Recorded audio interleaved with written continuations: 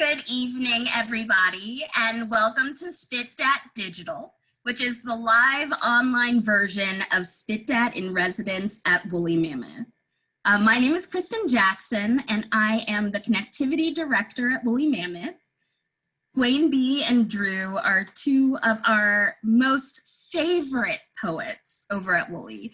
So tonight's theme, your favorite poets' favorite poets, has us pretty hype about tonight's featured performers. Now, throughout the pre-show, you saw some community agreements that exist in order to maintain the beautiful, positive environment and energy that is Spit Dat, and also help us to practice care for one another. So with that in mind, we ask that you all please be respectful and generous with one another, acknowledge the impact of your words and actions, stay engaged through the use of the chat and reactions functions, respect the artists, and please, we agree as a community to struggle against all forms of systemic oppression. So unless you are performing tonight, you will be on mute.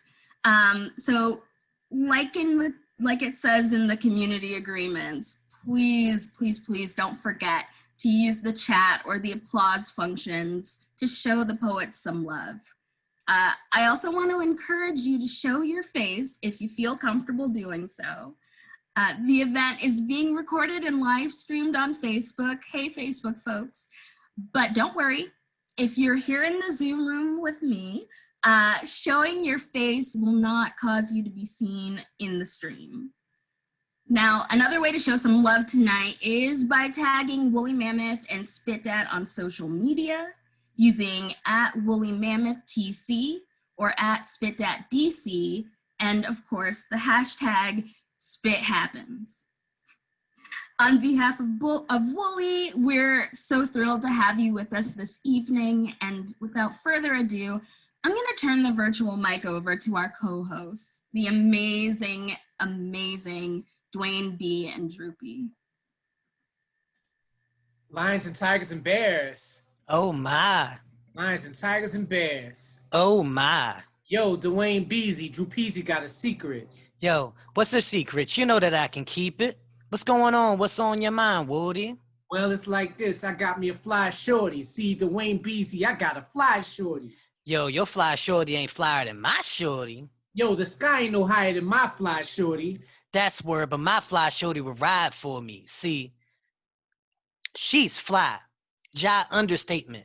Shorty's life game be on Dr. Mae Jameson. Interplanetary with the moon and the stars. I step off stage, I'ma walk away with her heart. Ha. Well, mine flied in a mug. Can't even write this. So I just thought I'd go up ahead and recite this. Psych, that's one of my old lines. But she fly like Jimmy Graham slam dunking the ball from the goal line. Whatever, see. She hit the dance floor, all the guys going, wowzers. Mario, they want to steal my princess like Bowser. Good thing this brother chilling off that fireflower. Too much for them Goombas, she got that star power. Well, mine fly like Hawk Girl. Shine like oyster pearl. In my eyes, she fly like Sean Carter's girl. Oh. Drunk in love, dangerously. I was flunking love until she upgraded me. See, Dwayne Beezy, I got a fly shorty. Yo, your fly shorty ain't flyer than my shorty. Yo, the sky ain't no higher than my fly shorty. That's word, but my fly shorty would ride for me. See, Drew Beezy, I got a fly shorty. Yeah, your fly shorty ain't flyer than my shorty. Whatever, the sky ain't as high as my fly shorty. That's word, but my fly shorty would die for me. See, shorty rock gots the mots, no applesauce. Fly like a birdie, but above par, no albatross. Super ex-girlfriend, minus the XC. S on her chest and an SB for sexy. Well, my shorty's super fly. Curtis Mayfield's residuals to the most amazing of everyday individuals. I see the God in her. Our relations are spiritual. Every time we're sexing is proof for God's miracles. Okay. That's a fly sister. Fly like a zipper. Fly like the lure on the tip of the hook of a fly fisher. If your fly shorty's the truth, mine's the wisdom. Because truth is useless unless you're doing something with them. Whatever, player. See, my shorty be the answer. Question, what's good? Question, whose love's got gravitational pull? Question who I consider my greatest blessing, cause even without stressing, she's repping life's quintessence. See, Drew Beezy, I got a fly shorty. Yo, your fly shorty ain't flyer than my shorty. The sky ain't as high as my fly shorty. That's word, but my fly shorty died for me. I got the fly shorty. Yo, your fly shorty ain't flyer than my shorty. Oh, the sky ain't no higher than my fly shorty. That's word, but my fly shorty would ride for me. See, I be her Drago, she be Khaleesi. Or I be her dragon, her fire released me. Or I be her throne and she be my queen. See, she lives in my lap and I'm never leaving. Well, see, she eats vegan. Me, I eats vegans. Oh. Be my favorite food group, so call me a food groupie. Love is foolproof, meaning it's proven to make you foolish, but the fool is me. Cool with me. Well, when she kisses me, celestial bodies are on the mind. It's syzygy. All the stars are aligned. Voice be divine. Metrics intertwined. Everything is perfect. We're meshing in due time. Well, mine fly like birds flew. Bird flew. Like to buy a vow, she put the I in I do. Ooh. Like cool. Never would have thought somebody that fly would have thought I was fly too. True. What's going on, Spit That? Welcome back to the Spit That residency through Woolly Mammoth Theater. I'm one of your hosts, Drew Anderson, aka Droopy the Broke Baller. And I am the other host, Dwayne B, the Crochet Kingpin. Thank y'all for being here. Thank y'all for rocking with us. You could be anywhere in the world within your domicile. You could be in the basement. You could be upstairs in your room. You could be anywhere, as long as you're being safe and wearing a mask. That being said, you chose to spend your time right now with us, and so we greatly appreciate that. I'm excited about tonight because the theme is your favorite poets, and I don't think there's anybody more fitting for this evening to be the features than our two featured poets, Gail Danley and Twain Dooley. We'll introduce them in a more grandiose manner in a little bit, but yeah, I'm super excited. Drew, how you feeling, bruh?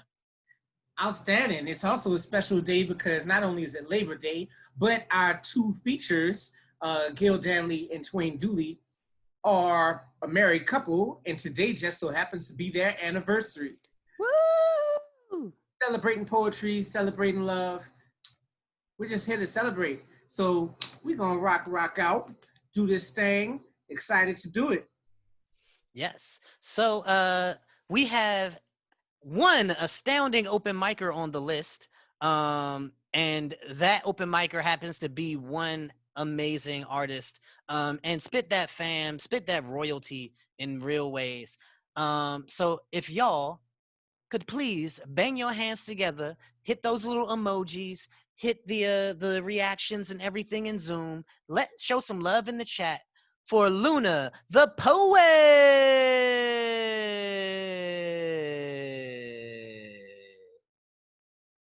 Clap, clappity, clap, clap, clap, clap, clap, clappity, clap, clap, clap, clap. Peace, peace, peace, peace, peace. I had no idea I would be up so soon. I'm like super out of breath. I was upstairs getting food together. So yeah, what's good though? How are y'all? Good? I'm groovy. Liking these orange lights in the background. Hey. So yeah, so happy anniversary, Gail and Twain. Yay. When I was thinking earlier today what poem I can do to honor you guys, I decided to do a poem that I wrote for my husband on like our 13th anniversary or something like that. It was a while ago, but it turned out to be my first spoken word piece that I memorized. So we're gonna dig into the crates of my brain and try to pull this joint out. That's what she said. Okay, here we go.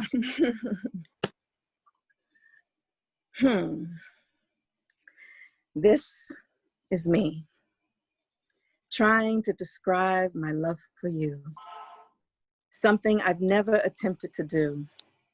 And so I pray that I don't fail to portray everything this love encompasses year after year, day after day. You see, a simple love poem won't do. I tried that before, and I don't read you. I don't read you in the lines or the spaces in between, can't find words or rhymes to say exactly what I mean or how I feel. A feeling so unbelievably real. Because this here ain't no fairy tale. This is real life and real love. Real you, real me, and real us. And sometimes I get frustrated that I can't seem to communicate it. With my boundless words, I find myself speechless, somewhat limited in describing a love so limitless. I sit, daydreaming and praying for the right words to come, and I wish there was a way I could just make up a new one, maybe submit it to Wikipedia and then urge the media to allow me to just use whatever words my mind conjures up. Or just speak in an unknown tongue and be understood, how I wish that I could in some simple way tell you that I find you remarkable. And I don't think that learning a new word a day for the next 10 decades will provide me with enough words to say that I think you are the sun, and I the moon, and I only shine because of you, and that my gravitational pull that causes oceans to move is nothing, for I'm nothing without you. And I try to think of what I might be had you not loved me so completely.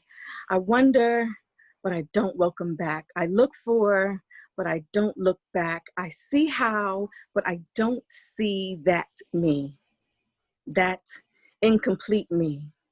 The me I'd be if not for you, the me that was found and rescued by you, the me that is cold, no one could see, the diamond that I would one day be.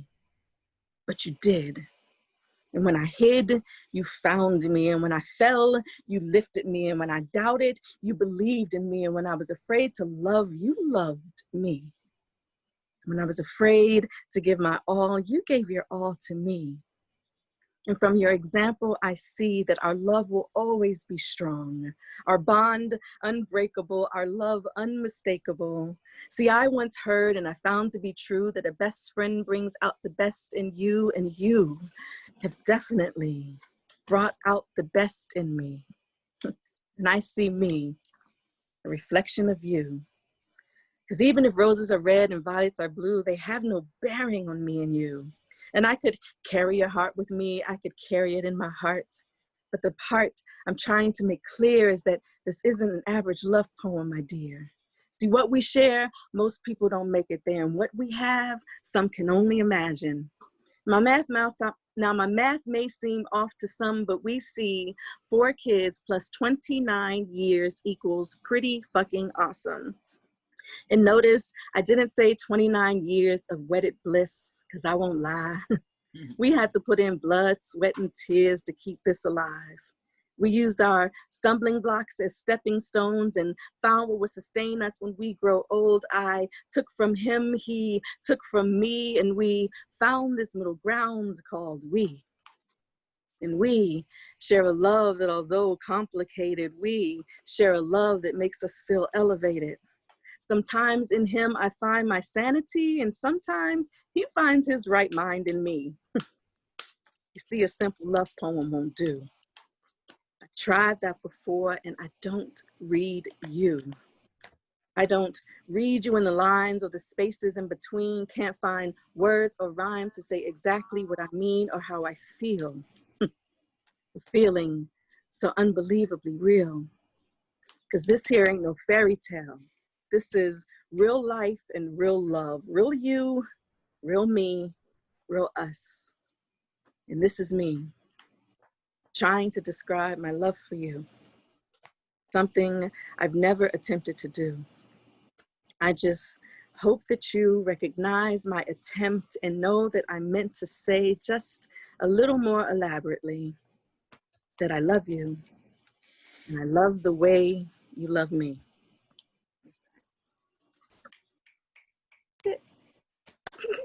Yeah. Yeah. Word to that. Thank Thank you.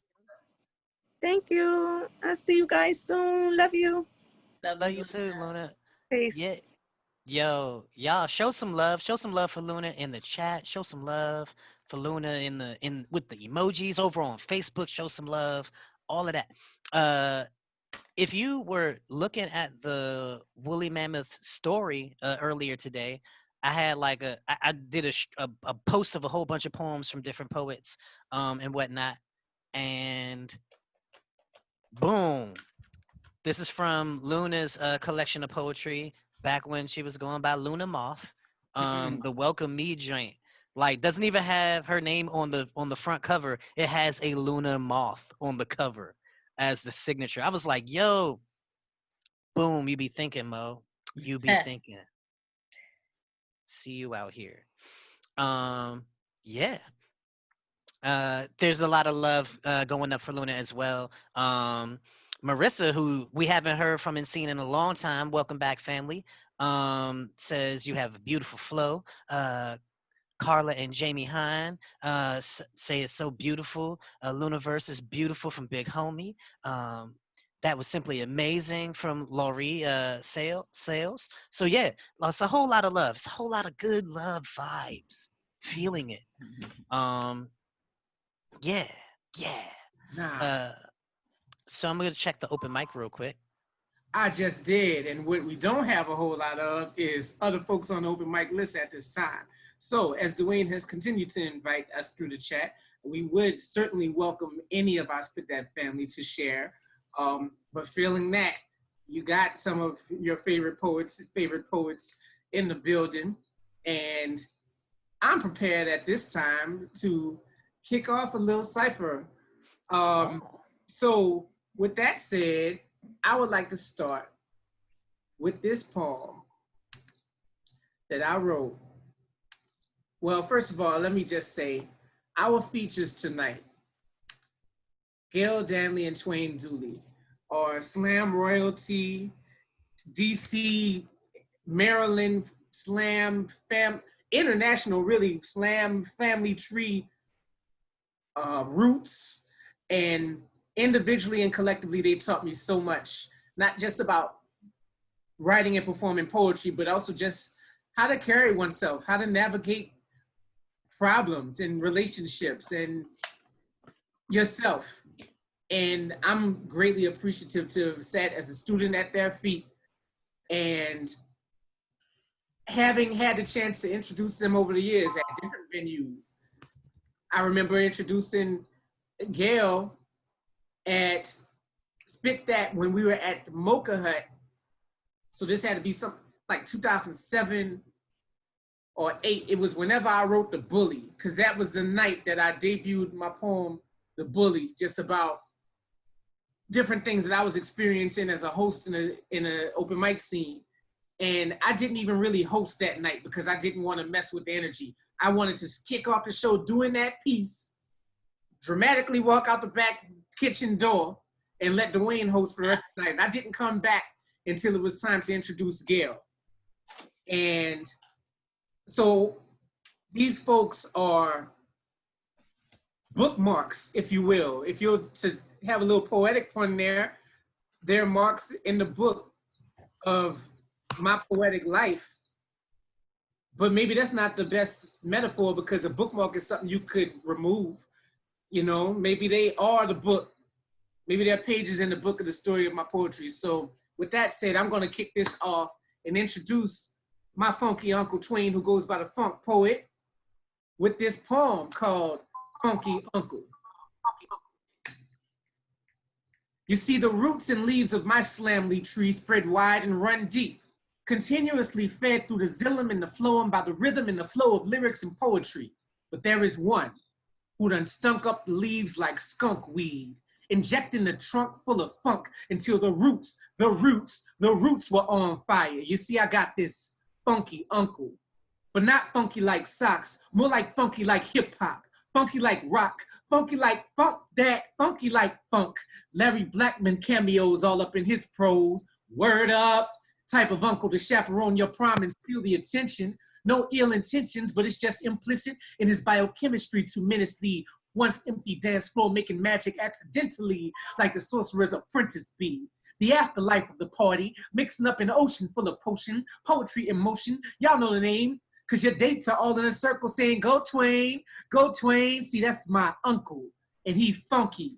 The avuncular Count Funkula, the yardie turned Yankee, rude and bourgeois but barbecued and bootsy, raw like a gut bucket go-go groove but still oh so smooth. A cosmonaut of couplets, popping and locking his pathway through the gale force winds of the pen and atmosphere, aboard his mothership of metaphors, one Jamaican with thunderous moves, getting down just for the funk of it. One imagination under the muse, spitting nouns just for the love of it. See, I got this uncle, and he funky. And though Elvis was a hero to most, his highfalutin hound dogs would have been left woofing and wounded had they ever tried to step to this dude's blue suede muse, kid. Because Peter Piper picked peppers, but my uncle rock rhymes, taught me how to be hype and at the same time humble. His heart, his biggest muscle, infusing humor with truth, with music to boot. If you ain't feeling him when he be saying his sooth, your antenna must be broke. And he ain't got but two categories for folk, family and everything else. Never heard him say an ill word toward another. My daddy's brother is a bad mother. Shut your mouth. But I'm just talking about Twain. I can dig it. Digging in the catacombs of a rapper's mood, showing them T-Pain ain't do nothing Roger Zapp couldn't do better. Done seen everything I'm trying to see, being everything I'm trying to be. At times I felt peerless and alone, but was blind to see what was right beside me. Giving advice like good rum, you could buy it by the bottle, but it's better to sip. And while others argue over who started what styles, he be the living, breathing blueprint. But burned after reading, because the article is genuine. The blueprint's on fire. Funk poet, show me how you weaves them words, huh? What roots you growed in yonder yard boy. You see the roots and leaves of my simile tree, spread wide and run deep, continuously fed through the xylem and the phloem by the rhythm and flow of lyrics and poetry. There is one who done snuck up the leaves like skunk weed. I got this uncle, y'all, and he funky. And his funk is truly potent, duly noted. Ladies, gentlemen, and non-binary, I present to you the funky uncle, the funk poet, Mr. Twain Dooley. Ah, man, thank you. Well, that's some good stuff. Let me tell you, you know the oh, I look weird. Okay, first let me tell you, the worst thing about that poem is trying to live up to all of that. Who is that? Oh, that's me. Okay, all right. So I'm gonna do something. I'm gonna do something old, right? Because people would ask for it, right? So thank you. I'm happy to be here.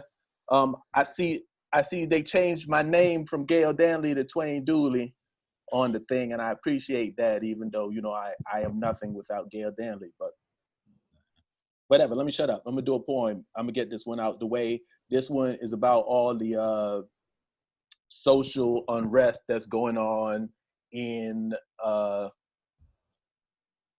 through America and all across the world. Everywhere I go, it's the same old thing. Spoons. Spoons are always stirring up something. They are always in knife and fork business, talking about how knife just ain't cutting it no more, and fork going poking around on his own. It's getting hot. Equal busy trying to take sugar's place. Broom talking about how vacuum sucks. It's getting hot. Pot just called kettle a racial slur. And everybody act like it's cool since they have the same ethnic origin. It's getting hot. Something real fishy is going on in the trash. And I believe at any moment now, Teapot gonna blow the whistle. Something funky is happening in the refrigerator. Jello over there trying to play it cool, but everybody know how shaky he is.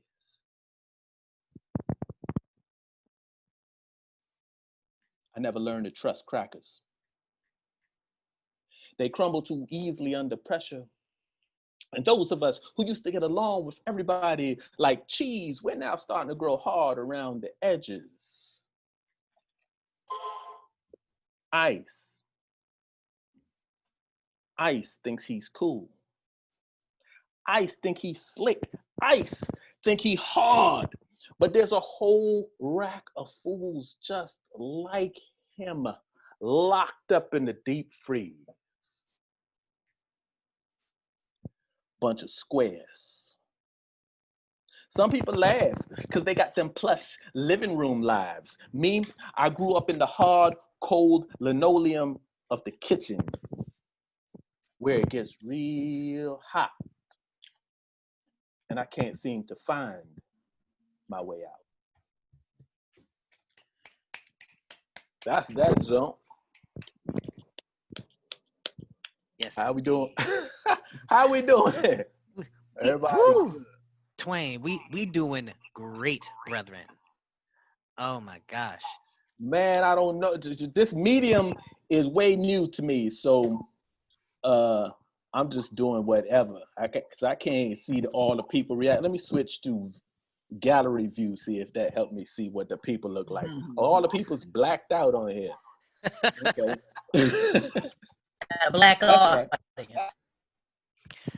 All right, that's okay. Y'all go on. What's next? I'm gonna take this moment to introduce the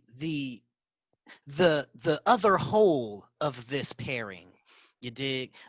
When folks talk about marriage and relationships and stuff, they say my better half or my other half. I'm like, nah, these are two whole people, two whole poets who are absolutely amazing in their own right and are also a sandwich of amazing poetry together. And so woo! Shout out to Uncle Twain. And now to talk about Gail Danley.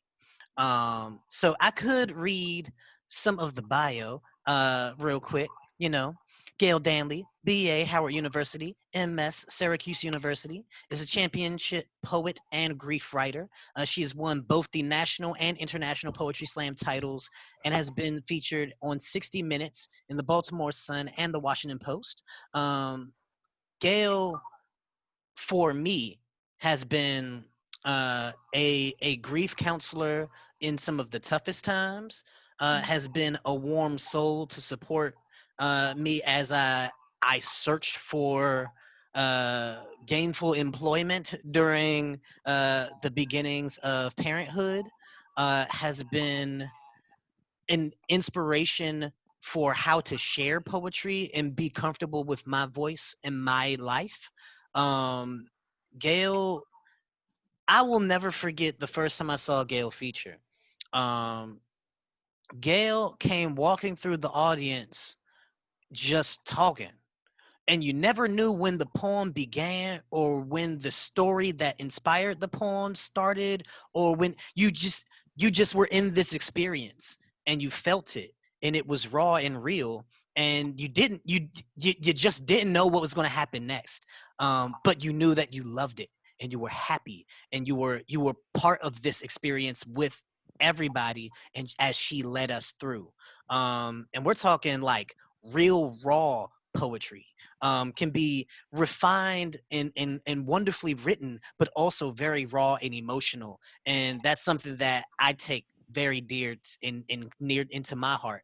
And so I'm very excited to be welcoming up to our virtual stage. Show a whole lot of love right now for Gail Danley.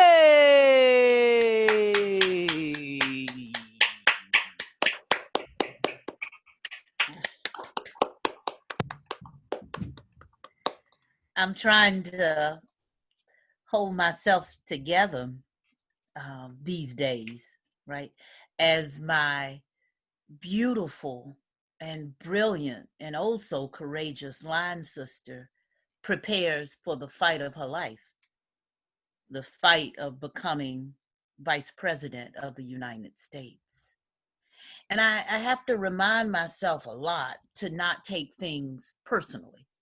But when people, talk about her, call of the whole with Joe. And, you know, it's hard. It's hard for me to refrain and stay graceful and take it all in stride. So I want to show you all what I'm looking at and what I got ready for you. Can you see that on the bed? So I'm just going to be closing my eyes through the evening and picking up something, and we'll see where my fingers land. But I think the first piece I want to share with you is just for all those people who say that Kamala ain't black. Black is not just a color. It's a way of filling up your skin. A rainbow where the arms get tired of fighting, turn out the lights, and make love in the dark. Lesson 1. Black is yellow. Black is red. And even blue. It's your roommate who wouldn't know melanin if it took her to Founder's Library and tongued her in the stacks. She's black too. Because when she spoke, Langston's last words fell from her mouth, her cheeks white like bone. Lesson 2. The word diaspora was the first one we learned. It spread itself across us like the last lick of summer sweat, seeped down our throats like yellow wine. Diaspora. The clasp of mama's hand gripping a pen to sign your Pell Grant application. Jiggle of her arm fat, waving you goodbye. Splash of tear beneath exhausted black eye. Smack of kisses. Slow spill of brown legs and in the A building, praying. The damp afro of the Afro-Cuban nigger winking at you outside of Drew Hall. Lesson 3. Nigerian dust turns to concrete beneath tight new shoes in front of Crampton. And black does crack into 5,000 definitions and versions in the lobby of Slow Hall. Lesson 3.5. 38 black girls lined up and immersed in pink and green. Become black in the shadow of the thousands of women who dreamt them up 78 years before. Lesson 4. Black is a yellow bus. Lesson 5 is a Bible. Lesson 6, lesson 7, lesson 12. Denying blackness can get your ass cut behind the quad. Stabbed till red blood pools in the corners of black lips. Your Caribbean mama, your Cleveland mama, your St. Louis mama praying for you. Her shoulders ivory with love. Let who is blackest cast the first stone. Tossed from daddy's blistered hand, gold with hope. Now, come here, girl. Go on off to that old big school and you fight for your family. I ain't got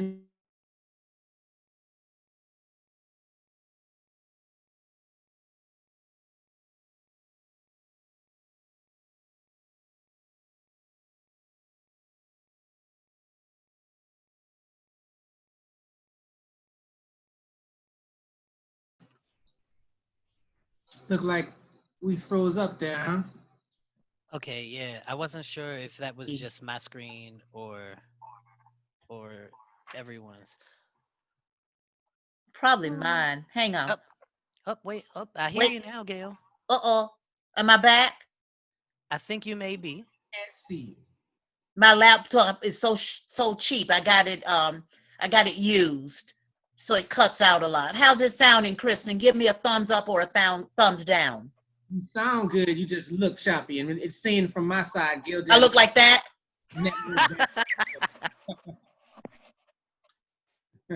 Okay. Do I look like a cabbage? You all right, Kristen? Pull it together. Where was I? Black is real butter. Saltfish and ackee. On a cord and stockings rolled an inch below the knee. Black shakes its hair wide and loose and happy, holds itself together even when it rains.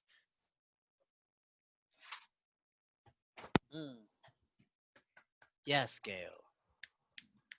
I like that. You like that last line? Holds itself together. You know, Kristen and Slam, if your first line ain't saying nothing and your last line don't send them home shaking their head, you need to go back and work on it some more. First and last line, right? Right, Dwayne? Yes, First and last indeed. line, everything in performance poetry. The opening has to hit hard, and you have to be able to leave thinking about what that last line was. Or you'll get cut. Right, baby? You ever got cut because your poem wasn't right? Well, I tell you what. You know what the hard part about being married to such a talented woman, you know, when you're a poet and you dated women before, you just got to write them a poem and they just swoon. And when you write Gail Danley a poem and say, here go a poem, she said, that's sweet, baby, but you don't need that line right there. I think you could find a better way to say that right there. You lied. All right. You gotta keep your game up. Everything I read tonight, I want it to be something I've never read out loud before. That's my... Wow. Word. Wow. Well, I'm not gonna do any such thing. Also, whose turn is it? I think it's my turn, but I also am just listening to y'all. No, go ahead, Dwayne. Go ahead. Yeah, we ain't heard you. Come on. Crochet. All right. So again, today is about sharing and celebrating your favorite poets, and I'd be remiss if I didn't do something for another one of my favorite poets. So I'm gonna share this piece right here. Howard University, 1999. Long before the Crochet Kingpin got shine, I was working for MTA for this Campus Pal show, one of 2 people under 18 at rehearsal. I got up and did my poem, well received, I guess. And you would never believe who would get up next. The surrogate boyfriend performed by this dude. It hit a little close to home, everything straight truth. 2 years later, I'm dragged out the college park by these fellows telling me you gotta hit this spot. I signed up to rock the mic, and I did. And guess who came up to feature and shit? Big brother, my big brother. Used to run with them fifth brothers. Calm kept on moving, sir moved to Michigan. Guess it's time for little brother to hold it down with him.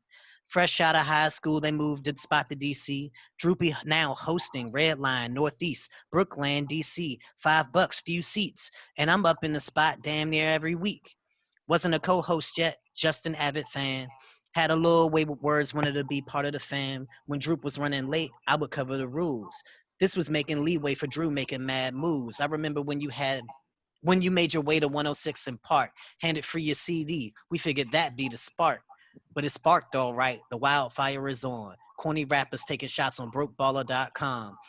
Guess that would be when the bully was born. Aquaman battling water. Oxymoron. John Pat was talking trash and the danger got easy. But we know how that ended, don't we, Drew Beasy? Making it look easy. He handles battles well, usually outclassing Bammers with composure to spare. Standing up for the scene, king of the jungle is clear. But what y'all don't see is the wounds the lion has to bear. Big brother, my big brother.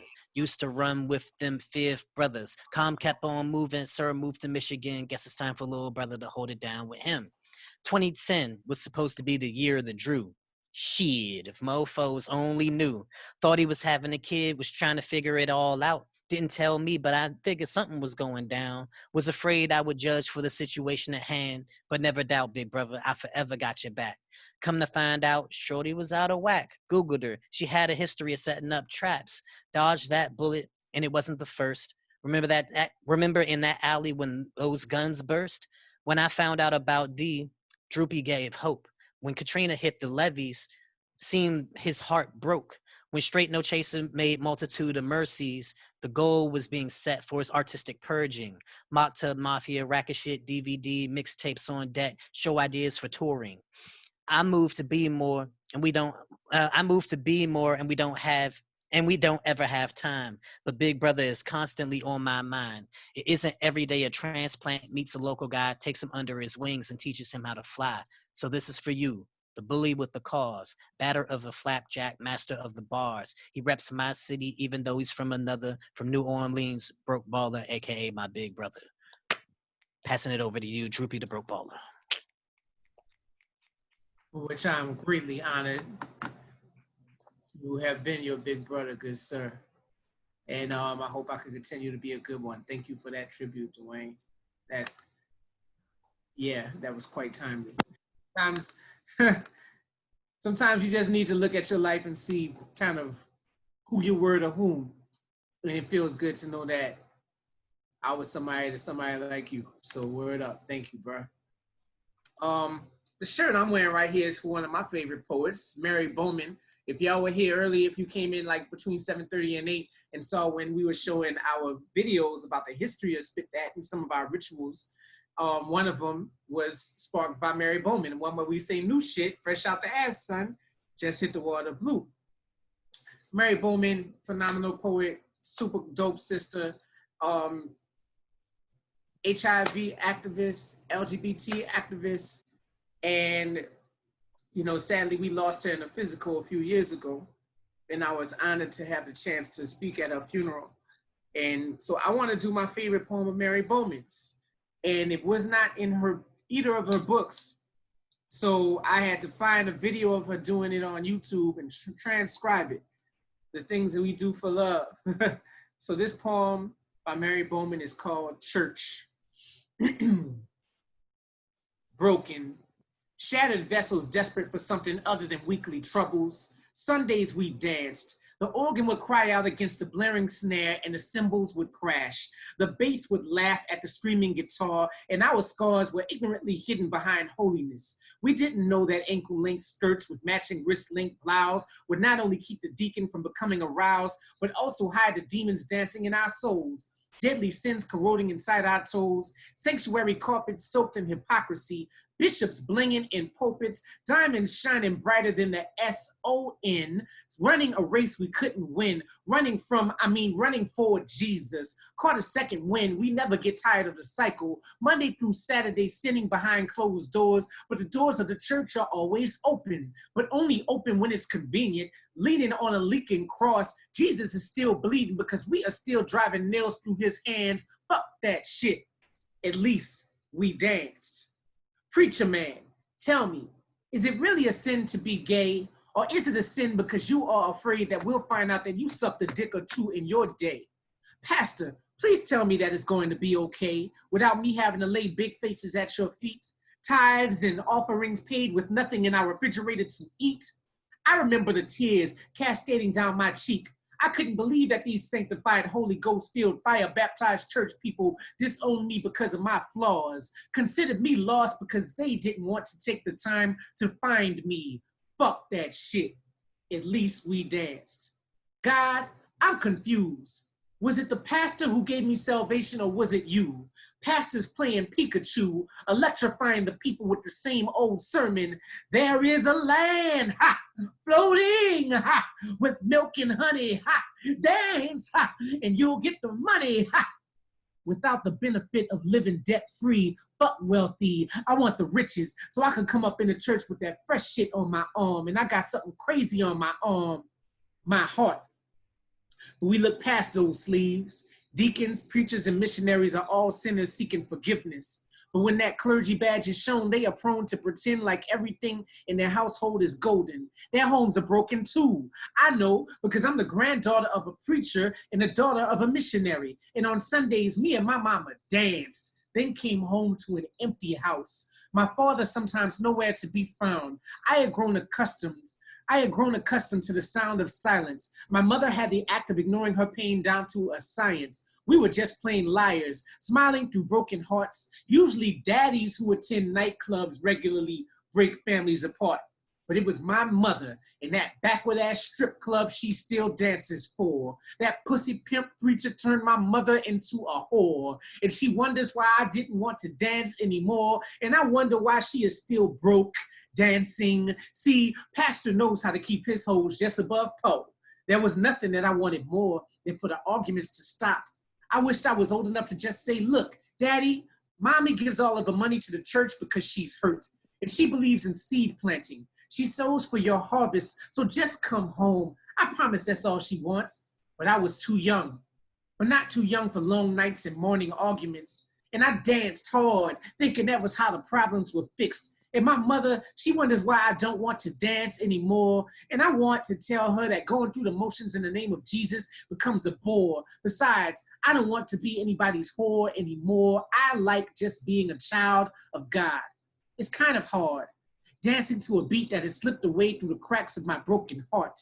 It wasn't the world that tore me apart, it was the church who looked at me and only saw the sins, never the hurt they caused. And I realized Jesus wasn't the only one who was nailed to a cross by his own people. Church people will crucify you, then forget your name. They look at you strange when you love them just the same. I thought love was the Christian way, but you know what they say, fuck that shit. At least we dance. Fun fact, y'all, that poem has a line that references a Kanye West song. I come with that fresh shit on and something crazy on my arm, but she played it into my heart is on my sleeve. That's what's crazy on my arm. She was playing up a Kanye West line. And the piece that Twain just did for me was based on a Kanye West song called Big Brother about his relationship with Jay-Z. So that's just a fun fact I noticed while I was doing the poem.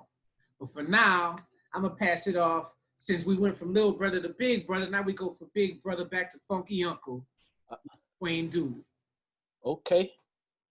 All right. I don't know how I follow this stuff, but that's all right. I'm gonna keep going. So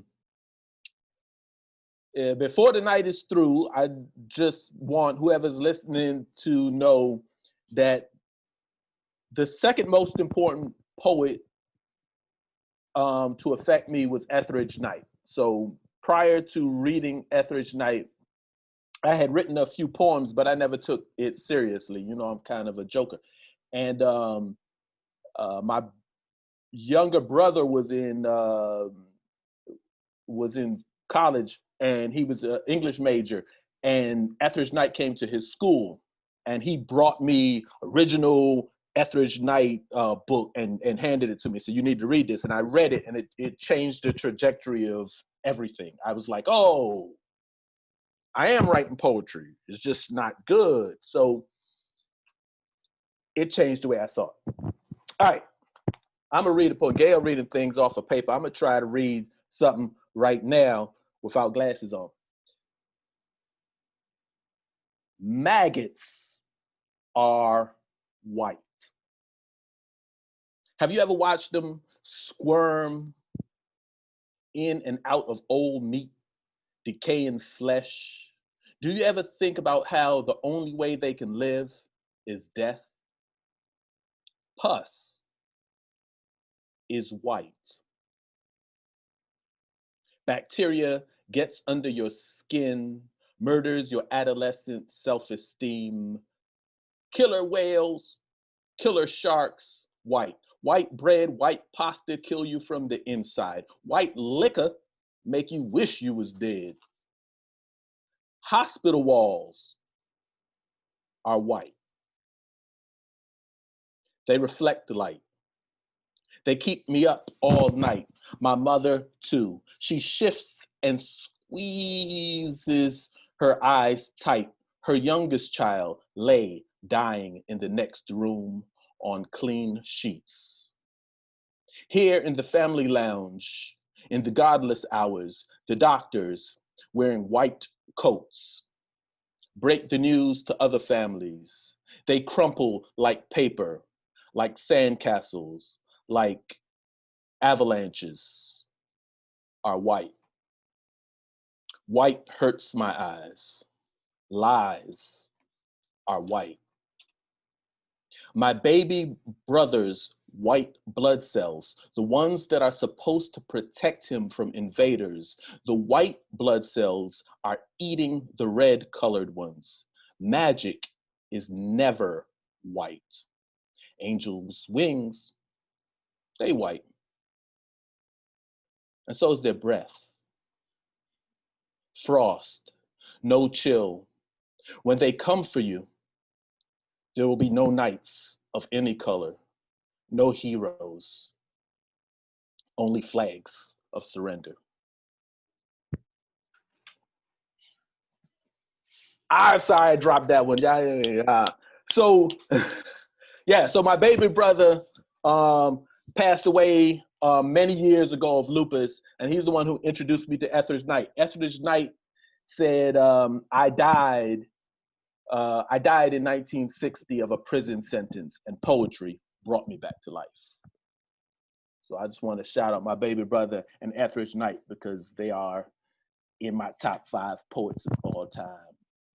All right, somebody take that. Bring the smiles back to the people. Well, we're tagging over to Gail on this one. That was beautiful, babe. I don't think maybe I've heard that poem once, but I like that poem a whole lot. Thank you. I feel that one, yeah. Thank you. I wasn't in the mood, but motherhood ain't about mood. So I strap on once new case Swisses, beg a pink 2-wheel bike onto the back seat of my car, and we go. Find an abandoned parking lot, mother, daughter, bicycle, with no training wheels. I'm not in the mood. I had reserved this Saturday for Erykah Badu, my leather couch, and a week of unread Washington Posts.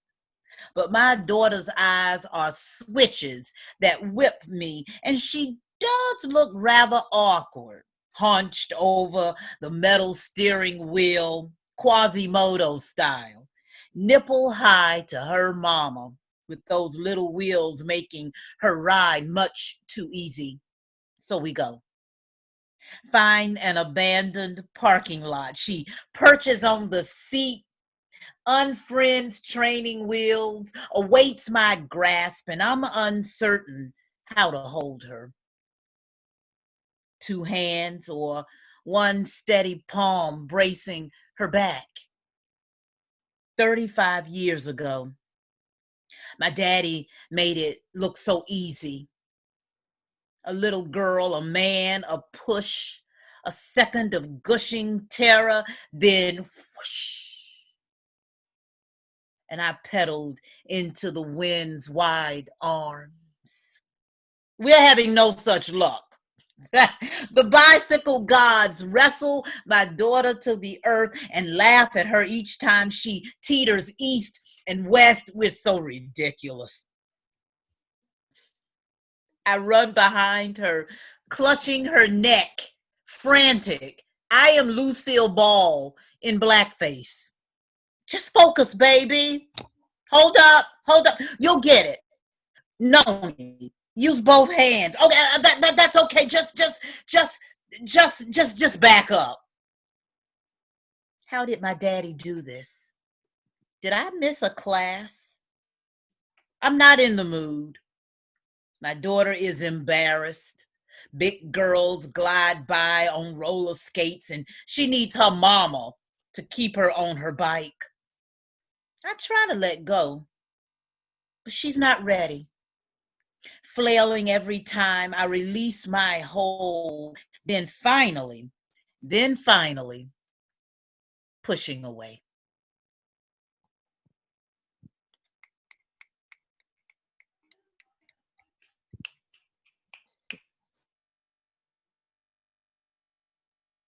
I was having that moment where I'm like, how do I send the little clapping thing?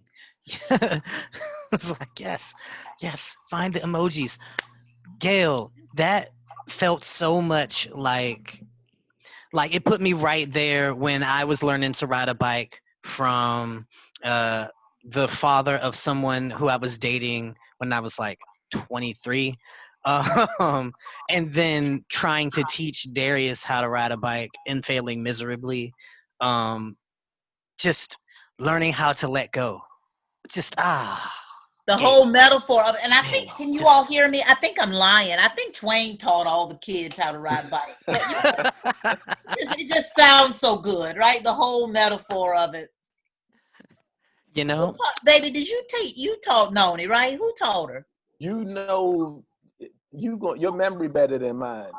I feel I don't remember Noni's learning to ride. And she's 24 now. She came and picked me up today in her new car. Right. Ooh. Right. That's 20 years ago. Yeah, that's an old poem. And I feel like the youngest child taught himself how to ride. And I remember the middle child learning to ride the bike. And he says, what should I be thinking right now? And I said, stop thinking and feel. And, everything I used to be a bicycle courier back in the day. I don't know. Everything I know I learned on a bicycle. That sounds like a segue into a poem there, Twain. It does, Twain. Okay, so I have a that would, I'm gonna pretend like I remember that poem. So I'm gonna do it. It wasn't on my list, but I'm gonna try it. It goes.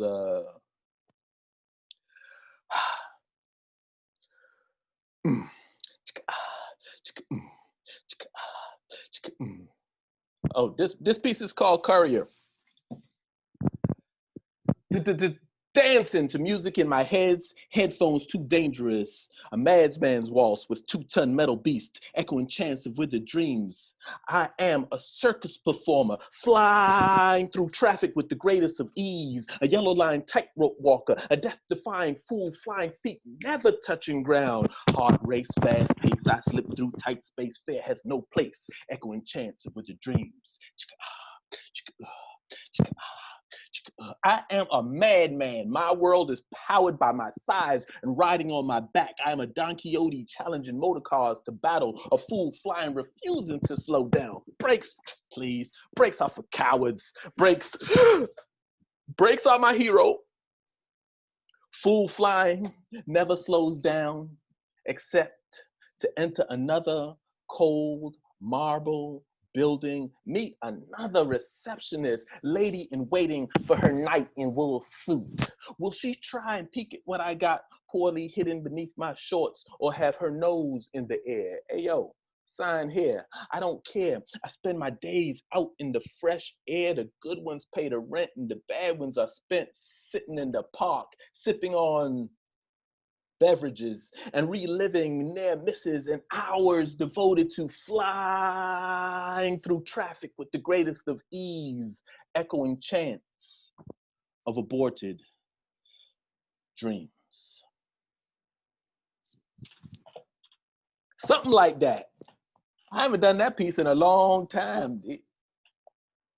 Yeah, I could be wrong, but like I said in the chat just now, I remember when we were on the slam team together in 2003, when DC and Baltimore had a joint team, and we competed in Chicago. And I think you did that piece with Patrick Washington from the Poem Cs, Black Picasso, beatboxing, while you did the piece. Yeah, that was dope. Yeah, it don't even feel right without the beatbox anymore. Word. Dwayne, you got something in here? Or we Yeah, I'll share another Twain, I absolutely love that piece. I just needed to get that out. I'm going to share a piece that speaks to the feeling of a lot of people are feeling right now for different reasons. But you know how somebody says something, or like somebody cuts you off in traffic, or they say something like that's just so out of pocket that it gets on your last nerve and you ready to just in that moment. Well, this is a poem by one Deborah Blackwell from her collection called It's About Time, called A Good Cussing Out. A good cussing out. That's what's needed here in this suspended moment between disbelief and rage. a tall latte, lit cigarette, and a fly-ass outfit perfect for the just so placement of my hand on my hip as I pose for a good cussing out. A few motherfuckers as prelude, intoned with subtlety. Cono su madre, pendejo, demonstrating my bilingual cussing prowess. To the monolingual ear, emphasizing my brilliance in weaving a good cussing out. An articulate cussing out. Carefully crafted strands of polysyllabic cussing, honed, formed, and stroked by my talent for a good cussing out. And I don't give a fuck if you do fire me cussing out. Replete with ignorant ass, monkey ass, simple ass, dumb ass, tired ass, punk ass, all manner of asses, which can be kissed in various locations, including the crack of. A genealogical cussing out. Your mama ain't worth nothing, your daddy weren't nothing, and you'll never be no nothing cussing out. Fuck you up cussing out. Head rolling, finger circling, schizophrenic at the bus stop, payphone cussing out with subtitles. And I don't believe you said that shit, did that shit, asked me that shit, even thought that shit cussing out. Yeah, that's right. A good cussing out is required here. A shit stops here. Come to Jesus, death is next cussing out. A one more insult dismissively placed on this load I'm carrying will kill me cussing out. I'm not going to let you make me crazy, motherfucker. And I'm sick of having to pause between disbelief and rage. Word to the Borgia Blackwell. Just woo. Not about anybody in this here feed or anything like that. Just like, you know, showing honor and recognizing that the cussing out be real sometimes. Passing it over to Drew Tang. I think should take it back to Gail right about now. Skip the order a little bit, but I just want to make sure that we get as much Twain and Gail as we can, because who knows the next time we gonna have a chance to have these luminaries rocking with us. So word up, Gail Danley in the house.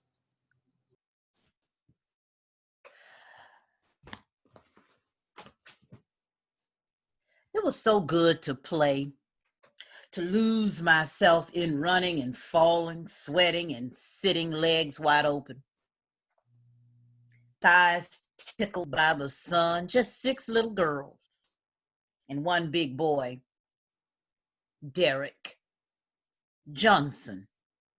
Eyes green like Jolly Ranchers, 13 to our 7 and 8, tall and funny. He played too, laughed, green eyes dripping light on his cheeks, so good.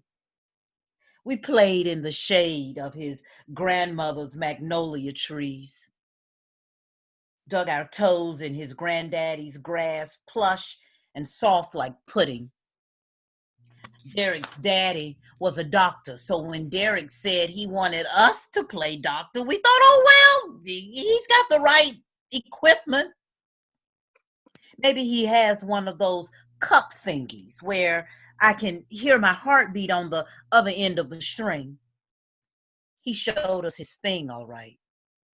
I think it had a heartbeat, pulsing like a jumpy snake, all squishy and long and darker than his belly. We 6 girls stood paralyzed at the sight of it, lunging from his zipper. One of us ran through the cold basement, then another, pigtails ending in satin ribbon flashlights. Derek chasing us with his medical thing in his twitchy hand, like a searchlight. It was so funny and so wrong and so bad. No one told us it was nasty. We just knew. Even the magnolia trees slung low and shameful when we crawled out of the darkness. The stiff grass molesting our feet, too.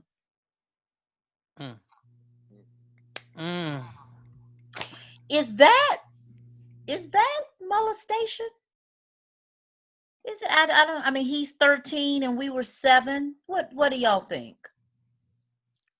If it was unwanted, then whatever name that we put to it, it's wrong. Period. Yeah. Strength to surviving, strength to your sharing, Gail. Strength to this platform. Thank you, Dwayne. Thanks, y'all. Bless up, bless up. Shall we go one more round? And then, I know Big Homie was interested in rocking on an open mic, and that should take us right to our time.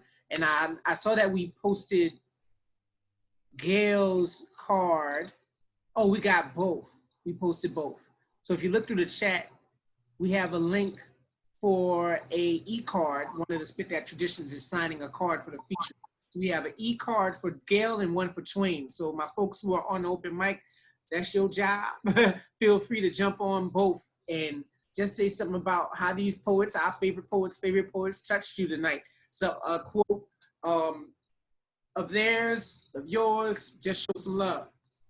Thank you, Droopy. Oh, no doubt. I am now going to share a piece from My Name is Jason, Mine Too, by Jason Reynolds and Jason Griffin, a poet and an artist. Now, I know the poet. He's from Maryland. He's from the DMV area. I first saw him in like 2000, early 2000s. It might have been the year 2000. I feel like the same time I met him is the same time I discovered Fertile Ground, the neo soul band from Baltimore. It was a talent show at University of Maryland College Park, and Fertile Ground was the featured act, and Jason was in the talent show doing a poem, and he won the talent show.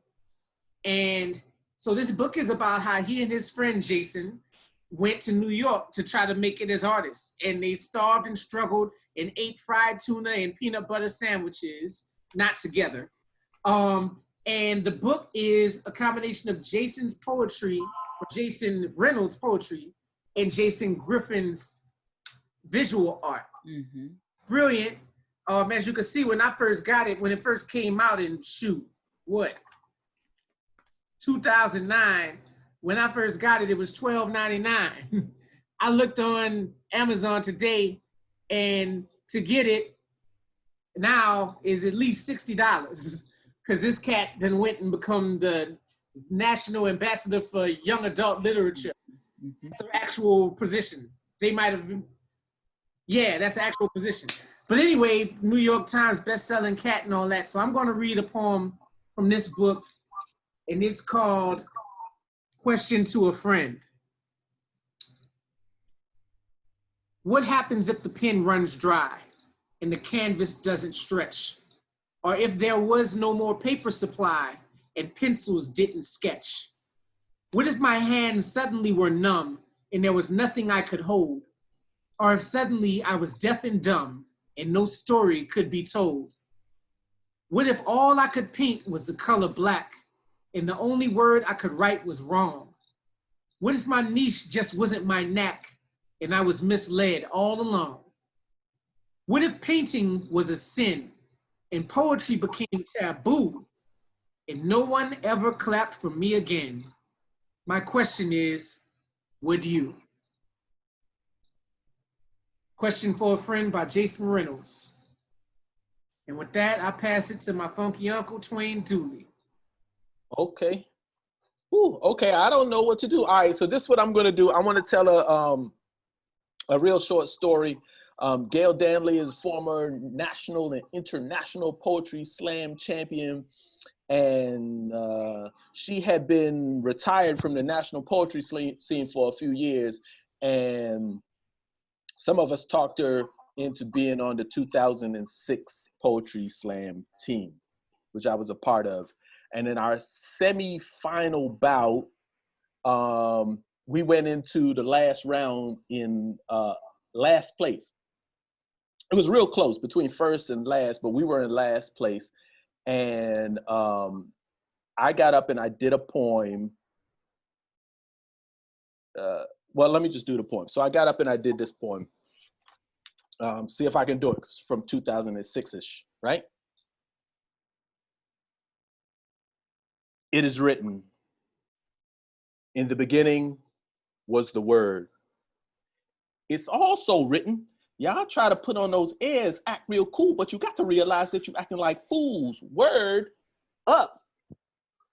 My rhymes outrun drive-bys and drive-through Popeyes. Cross my heart, hope to die, stick a needle in my third eye. If I'm lying, I'm flying. Ask Dorothy or that cowardly lion. And the Tin Man, it's a sin, man, what they do to my people. And I'm about to shout about it. And when I begin, man and woman and children will feel the fountain of my pen. I work words like slaves, got lyrics for days. You can't just have one like Lays, but I don't do this for the praise and I don't do this for the scores. I do this for the whores. Women helping others read eccentric stories. Ordinary poets bore me. You can't out-simile me, no matter for me. There were few before me, and after me there will be none. I freak phrases for fun. Tired of these so-called poets with their two-dimensional rhymes like comic strips, flapping their lips. Mine got more dimension than string theory. You don't hear me. You got to see past what you looking at. What I'm saying ain't what I'm telling you. What I'm saying is not what I'm telling you. Even when I'm being silly, I'm deep. And when I'm hungry, I eat. And when you hungry, I feed you with my word. If poets insist on being sheep, then I guess I need to be the shepherd. In the beginning was the word, in the end, the exclamation point. In the middle, the run-on sentence. I will not let good poetry die from negligence. You, excuse me if this is intense. My tongue is smoking like incense. Listen to see if this makes any sense. If you sound just like another poet, poetry don't need the both of you. If you sound just like another poet, poetry does not need you both. This is my hope, that you find in this thing I wrote something you can quote, something you find dope, something you find hype, something that you like, something that makes you write, something that might ignite the big bang inside your imagination. Because after all, in the beginning was the word. So I did that piece and we tied. So my team would say, oh, Twain, you did what you're supposed to do. I'm like, no, I'm supposed to win. And I just tied. And then they had to break the tie. The rules of break the tie is the tied teams come up with one more piece. And so the other team put up a group piece. And group pieces are real hot and they always score real high. And the DC Baltimore team sent up a solo artist against a group piece. And that artist is the single most influential poet in my life, both by her stage presence and her rapport with the audience is still unmatched. And then, I messed around and fell in love with her too. So that happened. So she changed my life in a multitude of ways. And I can't say enough. I'm not a mushy guy, so I tend not to say enough, but I hope she knows that I really am still, all these many years later, still in love with her. Oh, by the way, Gail Danley went up, did her piece, and we went on to finals because she's just that good, you know what I mean? So that's the story I want to tell. Oh, you biased, baby. I'm saying you won the jump, even, You just biased. Oh, man. Yeah, Be probably good. drinking some of that wine in there that I got you for the. I know, right? I didn't open up the wine. I didn't drink. Wait, I don't know what this is, but I decided to wait till after the show because my words might get like slurred and stuff. And I don't want to hear that. So, but I'm gonna hit it now because I think my set finished. Ooh. Oh yeah. Right. Is it on me? Or is it Dwayne? It's on you, Gail. It's on you. All right, let me put the cat, she all into it. The cat. Tell her show tomorrow night. She ain't got confused about when her show was. Whew. When they ask us what we do for a living, we sing our mother's dreams for us. We say, well, I type letters. I teach. I tend bar. All the while we shrivel, souls amputated. When they ask, what do you do? The universe leans in for the answer. What to say? It's like those Columbine boys. Bitch, are you a Christian? Guns, lips against throat. Are you a poet? Answer. And some of us who would be divine recede from the altar. I say either you is or you is not. But none of us is immune. The bills come more faithfully than breath. So we wear false titles like strap-ons. I want to say this word, but the boy in the next. The blessings in the. We say, well, oatmeal is better than no meal. We say, well, God will understand. Nothing pleases the Lord better than a working person. But what happens to that fistful of words? Our wrist pinstriped with the blood line of lines unwritten and unsaid. What do we say when they ask, what do you do for a living? Some of us are brave. We unsheathe our swords. We stand ankle high in the quagmire of poems finished and undone. And we tell them, I am a poet. I would sooner die than stop these words. I am compelled by an irresistible force. I was born this way. I got the mark of the beast on the back of my hand. My lights got turned on. Sight. I write better by candlelight. Girlfriend left. No food. I binge metaphors. I purge personification. I am witness and voyeur. My name is written across the mouth of all the mountains. I am more than wordsmith. I am more than the stab wound of fifth grade taunts. My hands duct taped. I write behind my back. I do this because I must. I will not be silent. I will not be silent. I will not lie down. I have no mute button. I will tell till the oceans dry. My word is the word of God.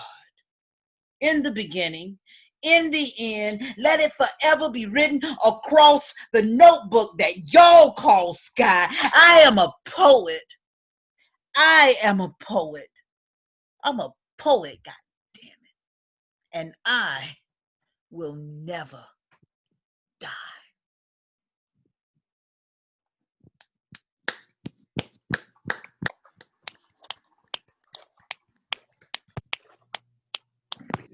Yes.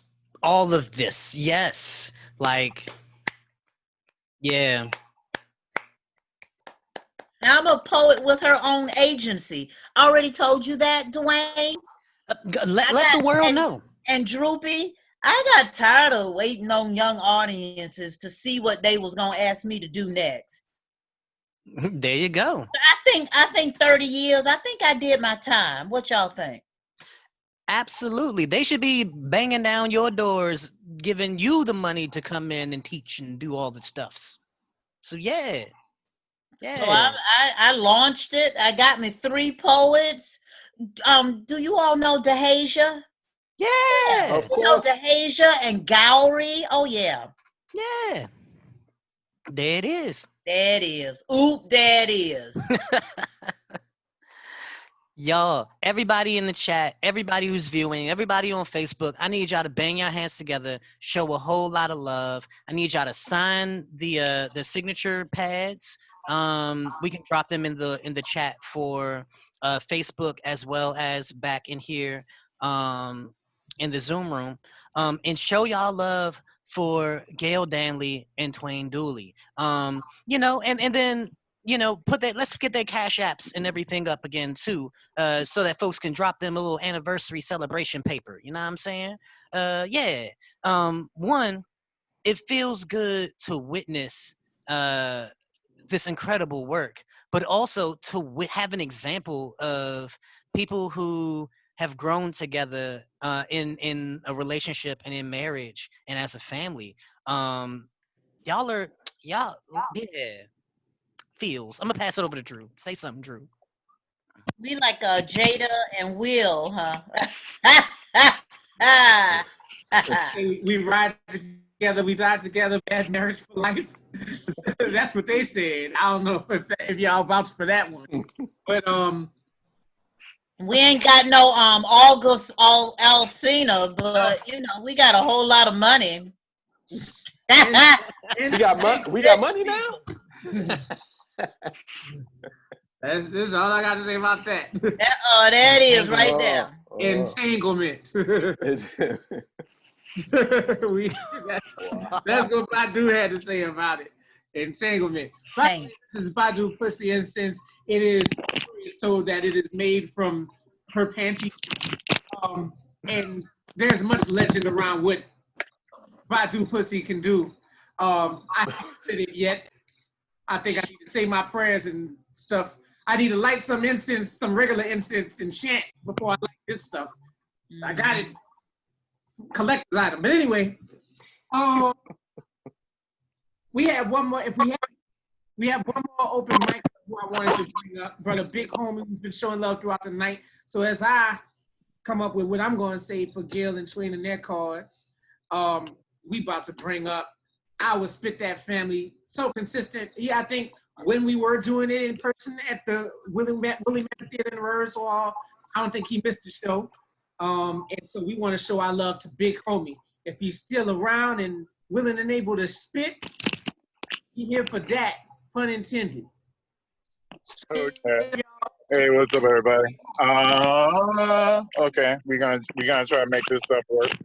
So, let me just give a shout out to some of the GOATs, obviously, the longest running open mic in DC, to Droopy, the broke ball. I call him the poetic superhero, you know, Droopy back in the day for all you old heads. Yeah, that part. And then, like, you know, Dwayne B, always rocking, get his book. People got books, CDs, all the other type of stuff. Also, quickly, I'll be remiss for the people who are on the line. One of my strongest poetry sisters right now, rocking with me, Kim B. Miller. Queen Haiku, check her out.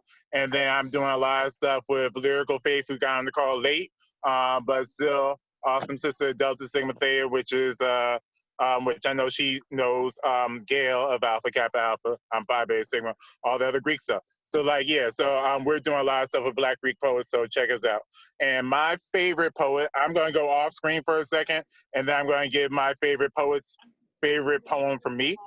So really with this, I'm not supporting him, but thank you so much for doing the work. Go get him. Good job. Oh, I'm not sure. Yes. Okay, if Thank somebody's you. speaking. Yeah. Yeah, I was somebody's happy to speaking, do please that skip. for the Elizabeth Warren campaign. I think somebody needs to mute themselves. I'm just, my favorite poet is Jason Reynolds.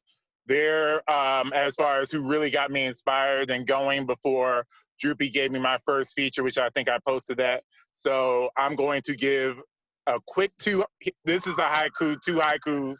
He calls it special education, and then I'll be doing a short poem. So really the 2 haikus is, as everything gets loud in DC right about now. Okay, so this is called Special Education. He sends out haikus every April for 30 days, and this is called Special Education. Student, when I got out there, when I got up, take it back. Student, when I got up there and did my poem, I felt like I had power. Teacher, and how do you feel now that the poem is done? Student, like I'm a poem. So take out the student and teacher, that's kind of like 2 haikus. So what really blessed me, I'm going to do something which I think people have heard in my repertoire. of intimacy, but it really encouraged me the times where I do get a chance to spend time. I know he's like a young adult goat out there and a lot of his stuff, and he's been doing a lot of great things. But still, like, when he was like, yo, that's my new favorite poem, I'm gonna go ahead and do this and close out. This is called Intimacy, and then turn it back over to the host. I have you by yourself today so you can learn a new way of intimacy. This intimacy is not perverted, but as you become introverted, you'll get in touch with yourself. No one can truly understand the man and woman I created you to be. Your adversity and trials so you can put a smile on the face in despair, when they know that you care and you're not there to take advantage of them. They will experience my grace and know that they have a place in my army.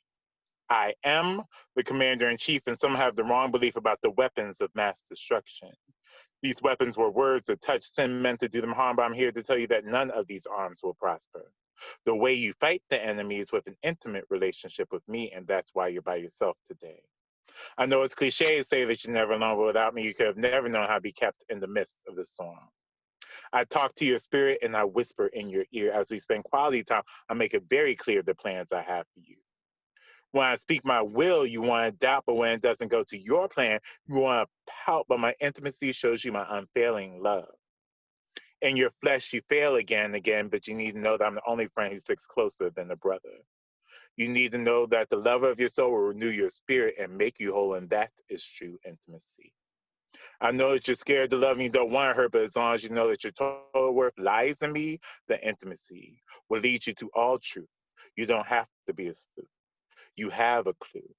I am keeping you.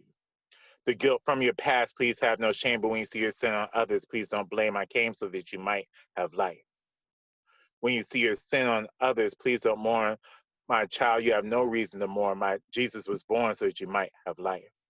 So when those you meet are pushed and shoved, you can introduce them to my unfailing love, because my love is more than life. And the main reason that you'll be razor sharp is because you have me in your heart. So take this time of intimacy. Learn to accept my love from your friends around you. You need to know that my grace abounds so you can learn to love me better. No, I don't want you to be used, but I can instruct you in what to say and do. So take this time of intimacy. I really want to give you all of your heart's desires, but I first need to be your all-consuming fire. So take this time of intimacy. So as you're by yourself today, know that all of you are set apart. Talk to me and pray. I love you. Value the intimacy. Thank you very much.